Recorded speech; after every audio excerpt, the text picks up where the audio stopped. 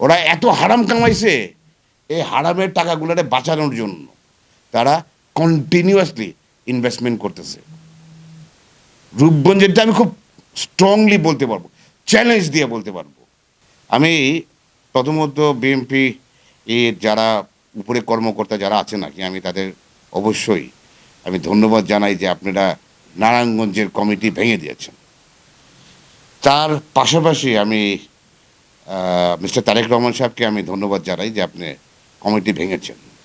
Committee আপনি যেই কারণে ভেঙে থাকেন, আপনাকে স্পষ্ট করে একটা কথা সবাইকে আমি বলতে চাই, এই গাজী আর আপনার নারায়ণগঞ্জের বড় বড় তিনটা মাথা, কিন্তু এগুলো গাজী হলো সব কিছুর গডফাদার, শামীম ওসমান, আর ওদিকে আড়াই নজরুল ইসলাম বাবু, না বাবু না বাবু নাম ছিল না। এরা আপনি চিন্তা করে দেখেন, এই 15 বছরে এরা বাংলাদেশের ওয়ান কাইন্ড অফ গডফাদার সব কিছুর। তারা কিভাবে এই গাজীর লোকজন, আপনার এই খোকন, দীপু ভূঁইয়া, এরা কিভাবে জয়েন দেয়, কিভাবে আপনার এই দলের নাম ইউজ করে, বিবেকে একটু কি বাধে না?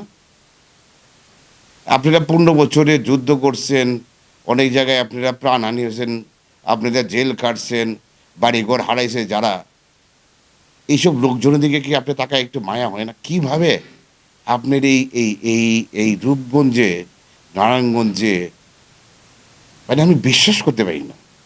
বিবেক কী ধরে? এটা কি মানুষ হিসাবে কোনো বিবেক আছে? এই টাকার জন্য, এই অর্থের জন্য সব কিছু করবা? যে অর্থের জন্য দীপু ভূঁইয়া, খোকন, এরা আপনার স্পেশালি কি করলো, গাজীর লোকজনরে ছাত্রলীগ, যুবলীগ, শ্রমিক লীগ, অমুক লীগ সব লোকজন এক একটা জায়গায় বিদে কারো মেম্বার বানায় দেয়, কারে অমুক পদ দিয়ে দেয়, অমুক পদ দিয়ে দেয়। আরে আপনাদের বোঝা দরকার, আমি প্রতিটা মানুষকে খুব কষ্ট করে বলি, বোঝা দরকার।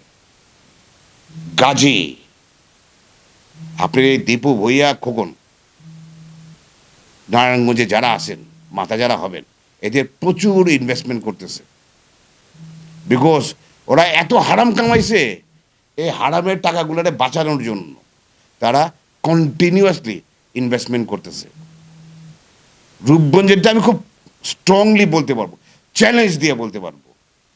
আপনার এই খোকন আর দীপু ভূঁইয়া, আপনি দেখেন কত লোক ঢুকছে, আপনি দেখেন ছাত্রলীগের ছেলে, যুবলীগের ছেলে, এখন বলে তারা বিএনপির দল করে। গত 1 বছর টানা প্রতিবাদ করে গেছে, এই গাজীর প্রতিবাদ।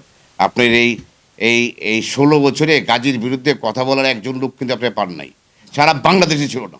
আমি চ্যালেঞ্জ দিয়ে বলতে পারবো, কেউ ছিল না। বাট আমি কিন্তু টানা 1 বছর এই গাজীর বিরুদ্ধে করে গেছি। আপনি সেই একই রূপগঞ্জ স্বাধীন, জুলাই আগস্টে হওয়ার এই স্বাধীন দেশে আপনার একই কাজ হচ্ছে, তাহলে স্বাধীনটা করলোটা কেন? এটা সাধারণ মানুষের কোশ্চেন। আমার এই কণ্ঠ, আমি আমার জীবনে রিস্ক নিয়ে করতেছি, আমাকে কেউ মেরে ফেলবে, এইগুলোর ভয় আমি প্রদান করি না। আমার জীবনের সবচেয়ে বড় সাহস কি জানেন? হ্যাঁ, আমার জীবনে কোনো অন্যায় নাই, আমার জীবনে কোনো ক্রাইম নাই, আমি কাউকে ভয় পাই না। আমার কোনো দল দরকার নাই, কারো থেকে আমার টাকা দরকার নাই যে কার থেকে টাকা নিয়ে আমার খেতে হবে, কারো সামসামি করতে হবে। সামসামি না করলে আমার হবে না। আমি আমার নিজের পরিচয়ে চলি।